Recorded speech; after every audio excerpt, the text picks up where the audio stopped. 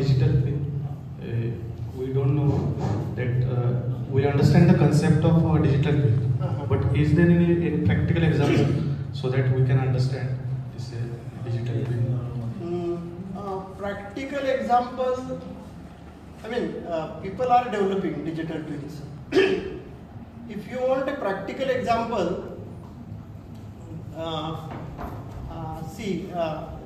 physical system. See, it can be, I mean, the information can be given. Say, for example, you can see on the screen there, you have a digital twin model and simulation model. So simulation we all know, right? There is some physical thing, we create a CAD model. We may apply load conditions, boundary conditions, and do certain analysis, and the stresses will be visible.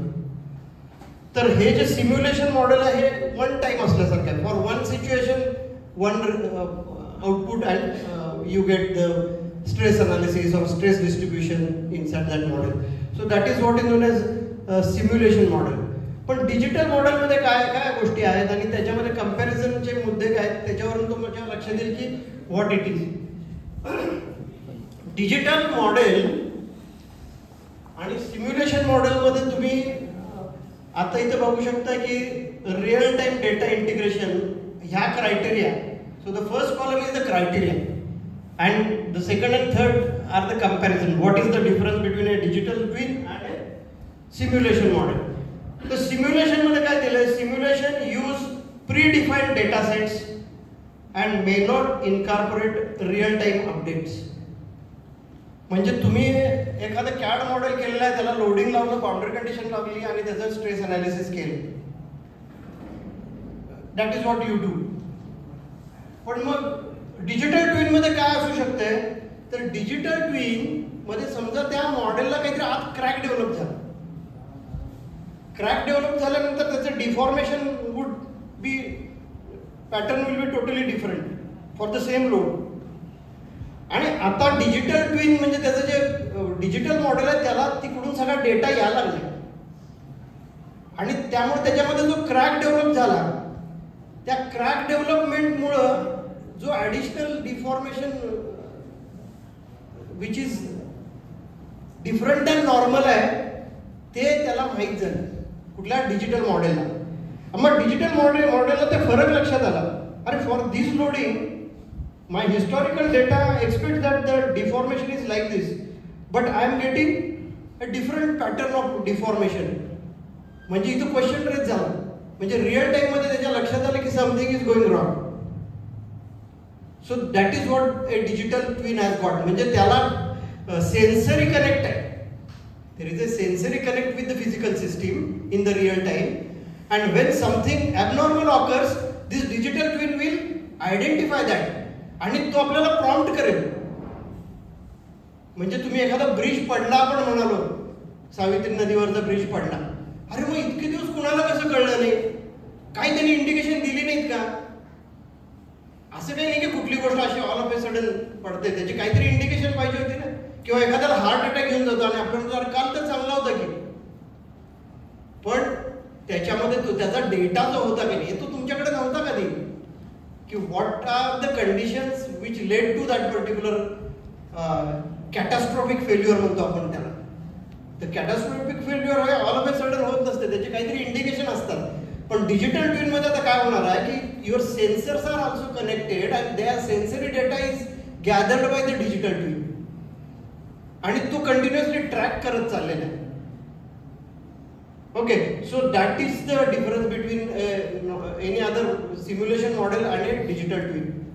आणि त्याचं physical वर्ल्डशी दोन्ही direction मध्ये connection आहे. म्हणजे जसं आपली body आहे, तर खरं म्हणजे तर माझं डिजिटल ट्विन म्हणजे काय, एखादा कम्प्युटर प्रोग्राम. आणि नुसता कम्प्युटर प्रोग्राम नाही, माझ्या बॉडीचे जे व्हायटल पॅरामीटर्स आहेत ते पॅरामीटर्सला ऍक्सेस आहे त्या सिस्टीमला. Are you getting? The system, the digital system has got an access to the physical parameters in real time, always. म्हणजे ते नुसतं त्याचं डायमेन्शन आणि बिहेवियर किंवा रिलेशनशिप पुरतं नाही आहे, पण आता काय चाललेलं आहे या क्षणी, आणि व्हायटल पॅरामीटर्सला त्याला ॲक्सेस आहे. So that is the distinction between any simulation model और डिजिटल ट्विन. ते तुम्हाला इथं पण दिसेल. तर पहिल्या केसमध्ये digital twin utilises real time data to continually update the virtual model. Then interactivity दुसरा क्रायटेरिया आहे, त्याच्यामध्ये allows interaction with the model to test different scenarios dynamically. म्हणजे व्हॉट इफ सिनेरिओ आपण तिथेही करत होतो, पण आता जो आपण म्हणलं की क्रॅक प्रोड्यूस झाला तर काय होईल, how it will propagate and will affect the performance or behaviour of the system. So that is also predictable in the digital twin. Then predictive analysis, predictive capabilities with real time data for decision making.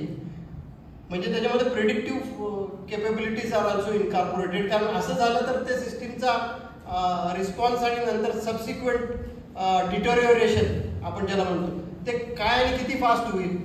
म्हणजे एखादा crack develop झाल्यानंतर ती गोष्ट breakdown होईपर्यंत परत काहीतरी development time आहे gradually. So that also it will predict. नाही हे 2 दिवसाच्या वर टिकणार नाही. So that you can timely intervene. So that is what the digital system does. Digital twins require multi-layered models that can mimic the real world counterparts. So there is a hierarchical levels at which the equivalence is built, and it is over the entire life cycle of the thing. म्हणजे आपण एखादं simulation model आहे आता design करण्यापुरतं मग manufacture झालं की तेव्हा ते करेल काम म्हणून. डिजिटल ट्विन नाही, त्याच्या एंटायर फ्रॉम कन्सेप्शन और inception to the end of the life it will continuously follow because it is capturing the data of that system all the time.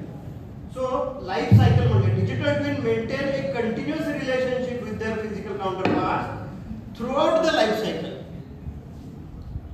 म्हणजे आपण डॉक्टर बदलला की ते रेकॉर्ड नाही राहत, पण तुमचा केस पेपर जर कंटिन्युअसली मेंटेन झाला असेल तर ते ट्रॅकिंग होईल.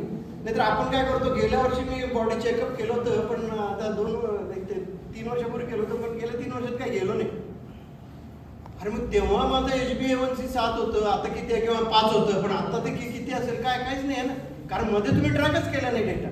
म्हणजे हे जे आहे की नाही ते डिजिटल ट्विनमध्ये it is continuously going to track the data आणि टाइमली इंटरव्हेन्शन. आणि हे बऱ्याच वेळा आपण बघतो लोकांचं डेथ झालं, अरे ते कुठं ते गोळी त्यांना दिली होती पण ते घेतच नव्हते, पण घेत नसल्यामुळं काय इफेक्ट झाला त्यांच्या हेल्थवर, दॅट इज नॉट ट्रॅक.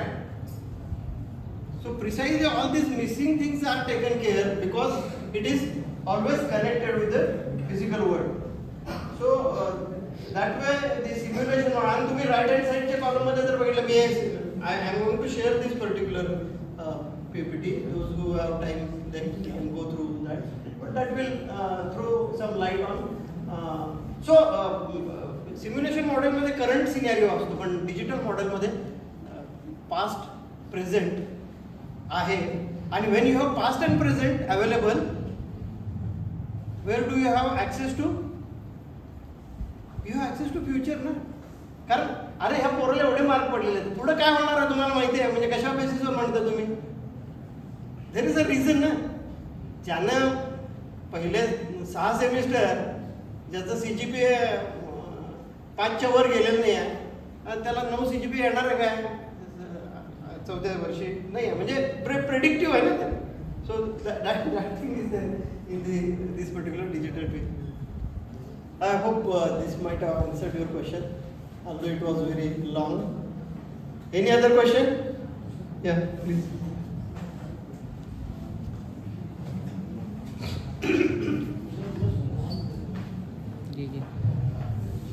नमस्कार सर. नमस्कार. माझा प्रश्न असा आहे की आपण डिजिटलायझेशन किंवा ऑटोमेशन करताना आपल्याला सेन्सर वापरावे लागणार आहे, तर ते सेन्सर वापरल्याने आपल्याला फायदे पण भेटतील, पण त्याचे काही तोटे असतील का?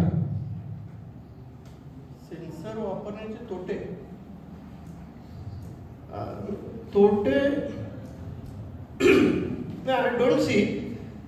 I mean, what kind of drop? I mean, you can imagine what. म्हणजे आपण ऑटोमेशन करायचं आहे, ऑटोमेशन करायसाठी मला सेन्सर वापरावे लागतील, आणि ते सेन्सर आपण बऱ्याच ठिकाणी वापरणार आहे, तर त्याच्यामुळे काही पर्यावरणावरती किंवा असा काही फरक पडणार का? तो तसा वेगळा विषय आहे, पण सेन्सर काय फारसे काय त्रासदायक गोष्टी असत नाही. कारण इनफॅक्ट हे सगळं जे काय पॉसिबल झालेलं आहे ना, whatever smartness that has come in, that is exclusively because of availability of sensors of different kind at a very cheap cost. म्हणजे एक जमाना होता की एखादी गोष्ट ऑटोमेट करायची म्हटल्यावर सेन्सर पाहिजे, त्याला इथून सुरुवात व्हायची आणि कुठून आणू सेन्सर. आजकाल तुम्ही बघितलं असेल ही सगळी पोरं कुठून पण सेन्सर आणतात आणि एखादी गोष्ट लगेच ऑटोमेट करतात. So availability of sensors and affordability of sensor has made all these developments possible. That is the first and foremost. Okay. आणि सेन्सर तसा एक टायनी गोष्ट आहे, त्यामुळे त्यानं ॲटमॉस्फिअर किंवा एन्व्हायरमेंटला काय फार मोठा धोका